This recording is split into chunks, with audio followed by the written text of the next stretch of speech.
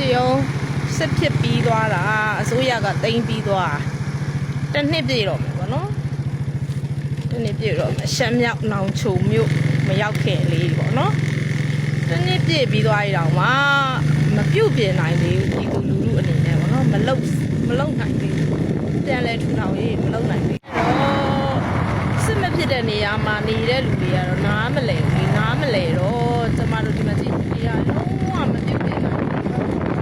စစ်မဖြစ်တဲ့နေရာမှာနေတဲ့လူတွေကတော့အားချောင်းတာပေါ့နော်ဒီမှာကြည့်တင်မှာသူများရဲ့အုတ်တလုံးရဲ့ဈေးတောင်အဲ့လောက်ကြီးတယ်ဆိုမလုံနိုင်စစ်မဖြစ်တဲ့နေရာမှာနေပြီးတော့အကျန်းဖက်အားပေးနေတာဆိုစဉ်းစားကြည့်လိုက်လေကျွန်တော်မြန်မာပြည်ကိုဘယ်သူကချစ်လဲဆိုတာအဲ့ဒါအဓိကပဲ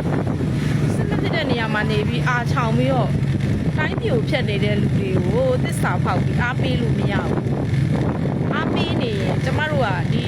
ပြည်သူလူထုရဲ့အိုးအိမ်တွေဖျက်ဆီးတဲ့အထဲမှာတရခံပဲတရခံအဖြစ်ပါရှိမှာပဲအဲ့တော့ကြည့်ပါဦးပြည်သူလူထုဘက်ကကိုချင်းစာကြည့်ငါအိမ်လေးများထိရေပေါ့ငါရဲ့ share တစ်ချက် like တစ်ချက်ငါရဲ့ရှောက်ပြောတဲ့စကားလုံးတွေနဲ့ငါတို့ပစ္စည်း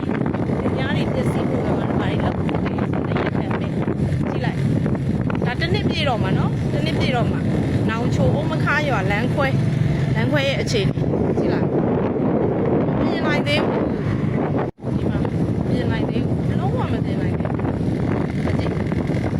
ဒီခေတ်ရလေတီဗီသူများမျိုးတွေမှာတော်တယ်မှာဆိုရပိုင်အဆောက်အဦတွေကဲဒီသူလူထုပိုင်အဆောက်အဦတွေစစ်ပွဲဖြစ်ပြီး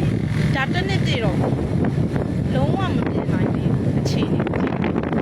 အဲ့တော့မိမိတို့ကသမိုင်းတရခံဖြစ်ဖို့တော့လိုအပ်တယ်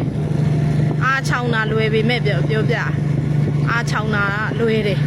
မကြည့်တကယ်ခံရတဲ့လူတွေကကြည့်လိုက်တကယ်ခံရတဲ့ကိုယ်ပြန်လာတာလေပြန်လာဖို့မဖြစ်နိုင်သေးဘူးပြန်လာတခြားမျိုးတွေပြေးရစီးပွားတွေပြက်ရအဲ့လို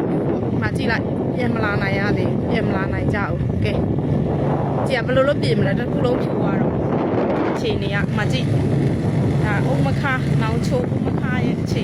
ခုချိန်ဒီတိုင်းပဲတစ်နှစ်ပြည့်တော့မှတစ်နှစ်ပြည့်တော့ပြေးခံပြီပေါ့နော်